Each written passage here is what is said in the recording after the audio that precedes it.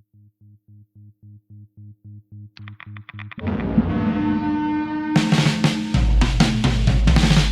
saw what I saw! I saw what I saw, but no one believes me.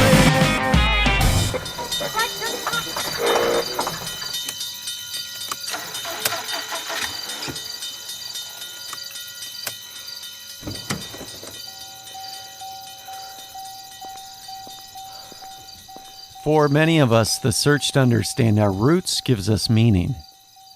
Whatever our color or race, clarifying the story behind our origin can leave us feeling grounded and connected.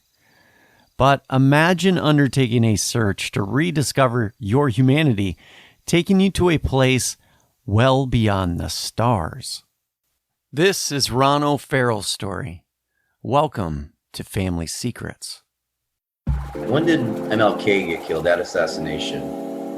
Right. Okay. So it was about 62 is when they started getting out there to Paris, California. Okay. So I'm Black and Mexican. So these experiences are all on the Black side of the family for whatever reason. My mom kidnapped me because Black and Mexicans don't mix, don't match. They still don't. And I guess it was an embarrassing thing for her back then. I don't know. The whole family was in on it, and I didn't find out really until I was 40 years old that was a fact. Like, how old were you when that happened? That would happen. Yeah, the kidnapping happened. When I was born. My mom, we would always move to different locations, so my dad wouldn't find out. She tried to put a block on me from calling family. I had to only go to my grandparents on the weekends, not my dad. I had to sneak calling them. Dad. I mean, the shit they did, it's just, you just don't know. So much I have to share with you. There's so much I gotta tell you.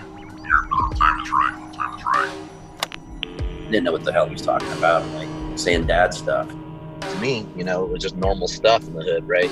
Lost like 6 friends before I had turned 17 to murder. When I was in 6th grade, so we would go out in the hood and like do stupid shit, rob speakers, and we were, punk kids. So I spent the night at my buddy's house, and I remember waking up and there was this like rumbling and shaking in the house. And it was just like this wind. And there was just lights, and I thought it was police lights, but they were going on in the backyard. In the hood, like there's police lights out front. Well, this is on top of the roof. Dogs are going crazy. Dad says, everybody stay inside. Comes down, he had a cane, and was like, hey, don't talk about this. And then it was all commotion just stopped.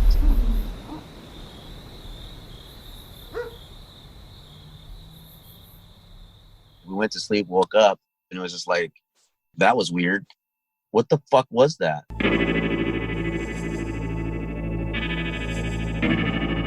When I was 12, I learned Dad paid all my child support till I was 18 just so he could see me. And then we disappeared again. And then for 3 years, my mom and my family convinced me that my dad hated me. I knew better as I started getting to high school, and I just demanded from my mom. I was like, this is bullshit. I'm going to see my dad whether you like it or not. The talk of the family is about my grandfather, my papa. He always had an earpiece in, listening to the news, reading the newspaper, watching a basketball game on TV, and have a conversation with you and still be able to recall everything consistently. Born in Alabama, 1906. His grandmother was a slave. He had catering trucks. And the mob started coming in on it and forced him to sell. So that's when he basically abandoned his family and moved to California, Paris. And it was next to March Air Force Base. Here's the other thing that's out in the hills of Paris. Nuclear silos.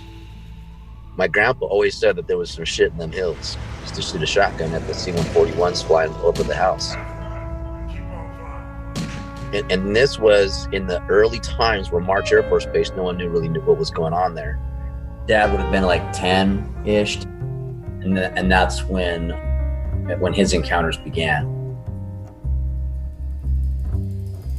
Fast forward, I'm in Riverside, California, I was 16.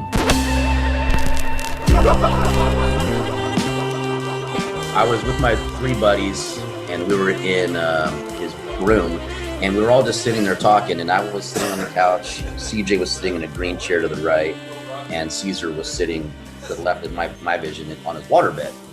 As we're talking, it's just like we're all laughing, and I was speaking. What caught my eye was it was an ass indentation in the waterbed, and then it leveled out. I looked over. This being stood up. The fucker was big. It was probably 6'5", 6'6", slender build.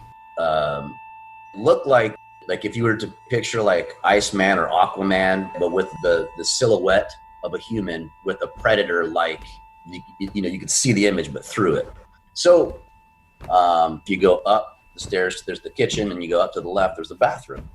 This being walked up the stairs, opened the door, walked in it, and shut it. We were all looking at each other like, did you fucking see that? And then we heard this banging in the bathroom. We were like, well, we gotta go see what it is. I mean, scared as shit. There was nothing there.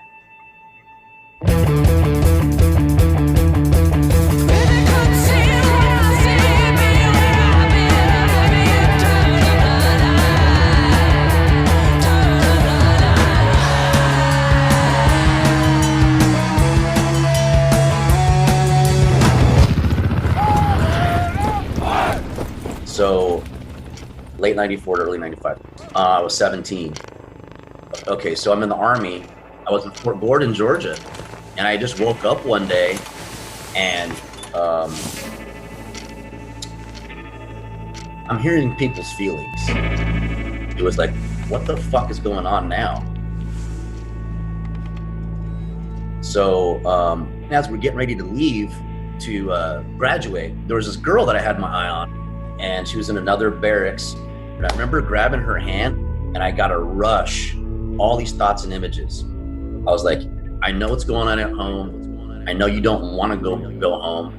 I know that there's probably some, sexual assault and shit going on by your uncle, and even your dad. If you do not go active Army, you're going to end up killing yourself. You know you are. And it was all there. She just lost it. She runs away. And I'm like, oh, shit. Later, she wrote me a letter, and she said that I was absolutely right. After that, I wasn't able to give it any attention because now I'm going airborne school. I'm going RIP. Now I'm thrust into 275. It's just no time to think. But then I get in this vehicle accident. We're on post. My right orbital floor was blown out. I got a phone call, which was odd because it's a payphone, right? It starts ringing. It rings for me, and I'm like, it's an old barracks. And it's my doctor, and he says, we're going to need you to come back, and you're going to need to go into emergency surgery. So I saw my S2, Lieutenant McClintock, S2's intel, pulls me to the side, and he says, Look up this book, Psychic Warrior. Read it, and when you're done with it, come talk to me. It had to do with the Ranger. He was deployed with 1st Battalion, I think. They were in Jordan, gets shot in the fucking head, and then has this near-death experience. All this stuff happens. When I finished it, Lieutenant Clayton had PCS. PCS meaning, you've received your permanent change of station, PCS, orders, and after the panic subsides, you know you'll need to get yourself and your family organized for the relocation process. Fuck, what was that about? Why did he want to talk to me about that? Now I'm out of the military. It was just like, what am I gonna do for the rest of my life?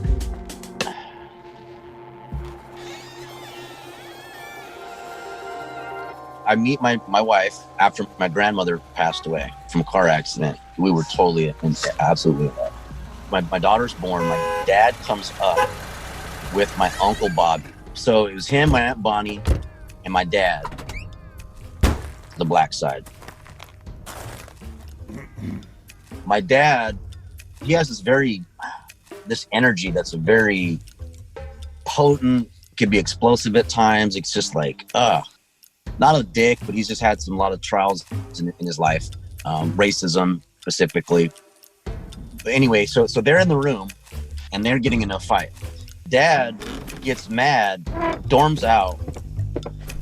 The lights dimmed, got brighter, and then exploded. Everyone sat there, like, calm. I was just like, okay, that's some weird shit. I talked to my dad, and he's like, Your Uncle Bobby probably told you that there's him and his powers, didn't he? get my dad on the plane as quick as possible and get the hell out of my house, right? So, 22, 23 years old. So I started with this company, lived in Houston, Texas for a while. I'm on the ground floor, perfect opportunity. The .com bomb hit.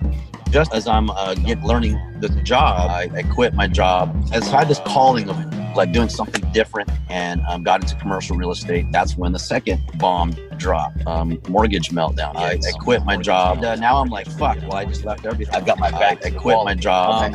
I was recruited to get Los Angeles for a while. I was in the entertainment industry. I did business affairs. Even though we were divorced, met a lot of great people. So this must have been in 2006. No, this had been 2007-ish, maybe. Anyway, found myself in a very interesting group of individuals.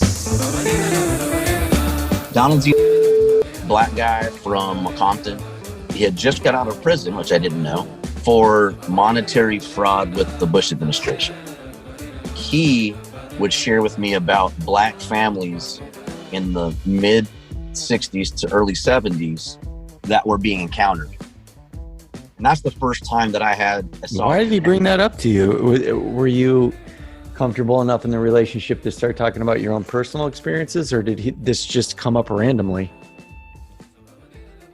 Ultimately, Donald used me as a pawn to an extent because he was a con guy. When I was doing this stuff within the entertainment industry, I was working with a guy named Cheyenne, a music artist. He is gifted since he was a kid. Basically, angels talk to him kind of thing. So, Donald, he was a con guy, right? Anyway, when he and I would have those moments where we drive back and forth from Las Vegas to Los Angeles together, he started sharing these stories with me. And one of them he called the monkey people, which was like his neighbors, all the way to, the lady that kept boarded up in her house, and people thought that she was an alien. Weird shit that happens in the hood. So we're at the beach, Venice Beach. Over the horizon, we see this very bright object over the water. I was like, man, I wonder what that is. I pull my phone out to take a picture, and my phone fizzles out. Like, not like, oh shit, my battery ran out. Like, bzz. Okay. Reboot my phone, do it again. Bzz. Can't take a picture of it. And I'm like, okay, that's not supposed to happen.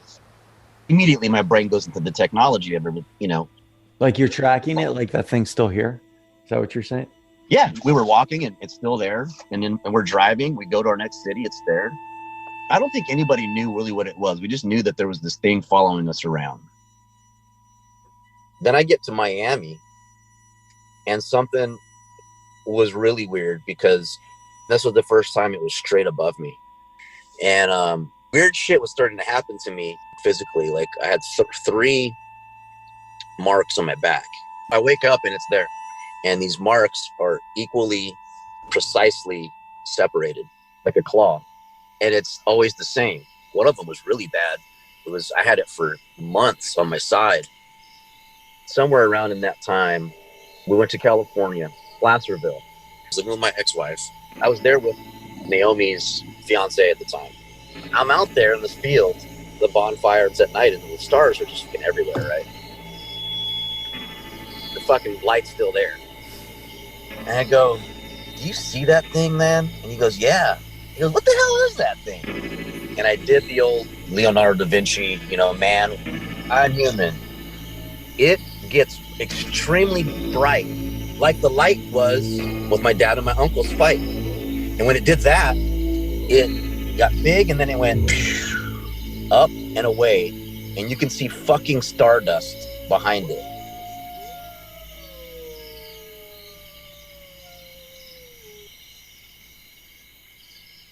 A year and a half ago, my uncle comes out. So I go, Uncle Kenny, I have to ask you this question because I've had an experience and I need someone that, has been there. So I share with him about the light. So he says, yeah, well.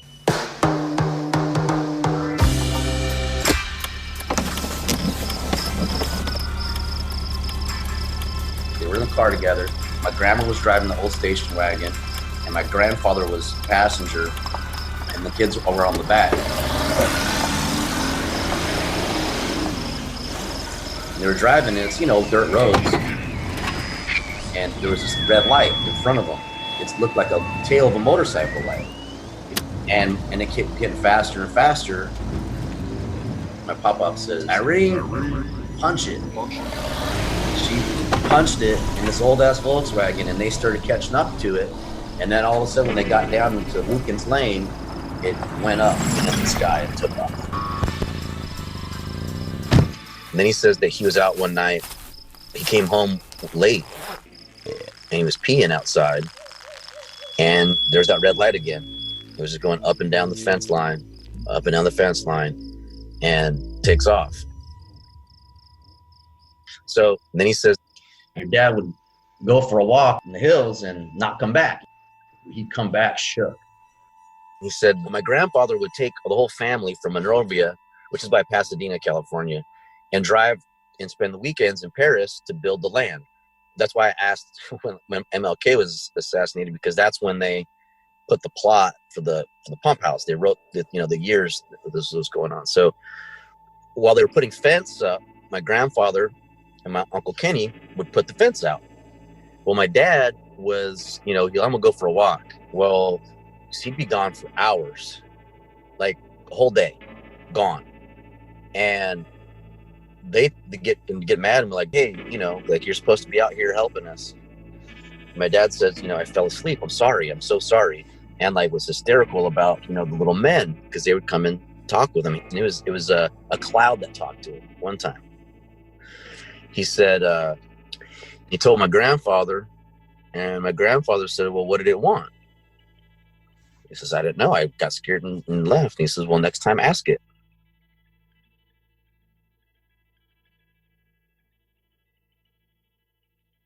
Okay.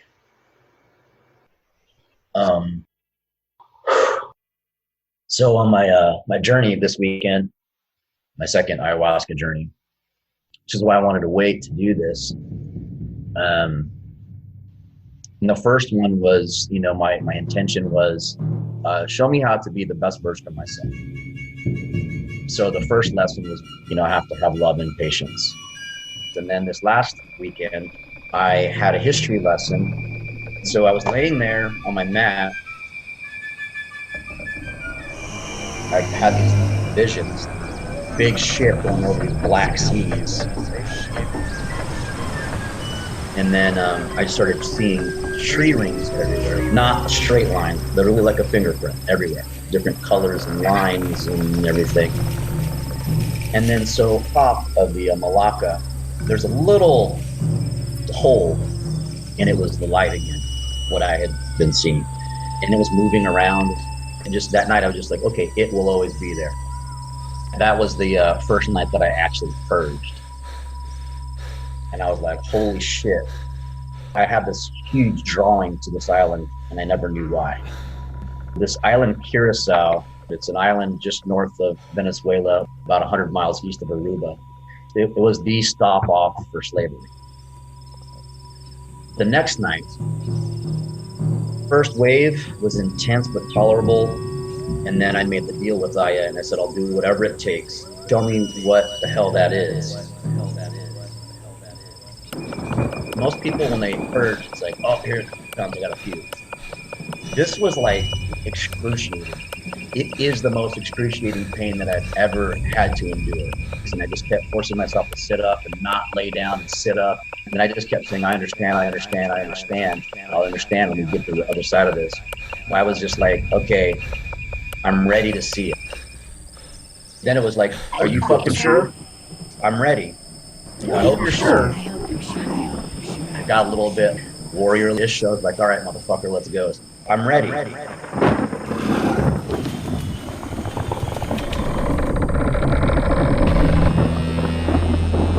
Then I purged. Whole room filled with ancient art, like ancient DNA. It was everywhere. It was all red hues and red tints. Then I started seeing planets and galaxies, and I saw like a dark waterfall shelf that rolled over, and then there was this planet. From behind it came the light, and then it filled the room. Mind you, the room is dark, but everywhere I look, there's this bright light up above. My grandparents, my nana, my papa, and then my other grandpa on the Mexican side, I had a conversation with them right then. That they've been watching me, that they've been looking over me. And I just felt like this heavy sadness because I'm just so frustrated. And I was like, well, why did you leave? And it was like, they weren't supposed to be there following me. And then my nana was just comforting me. I was just like, no, I don't want you to go. And then that's when they said, we have to, the drums are playing. You know what's going on now. And that's when I saw it leave again. Like, fuck, that was by my family? Like, okay. Are you serious? And it came back and it says, I asked you if you were ready.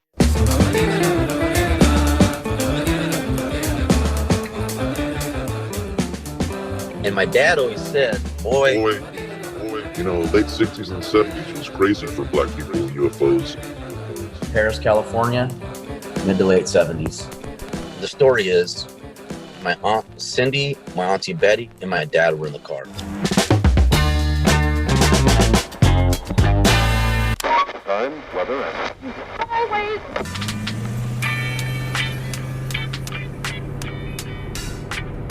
It was just a bunch of black men, like 100, just standing there, dressed very well by the road. No cars, no lights, no dusty boots or nothing, or it's hot out there. And they were driving by. And they were just standing there in the field, looking at them with kind of no expression, and some of them were looking up. When they went back, he went back to get my uncle, and then they were all gone.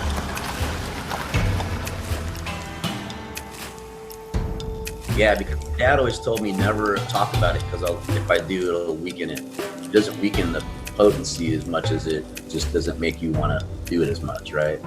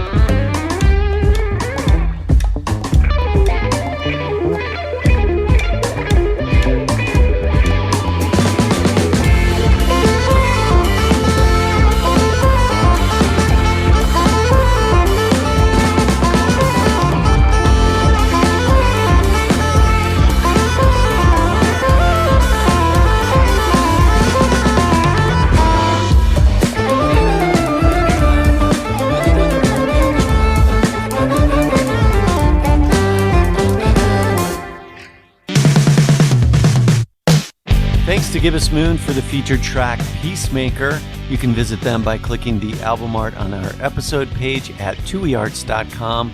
or go to thegibbusmoon.bandcamp.com.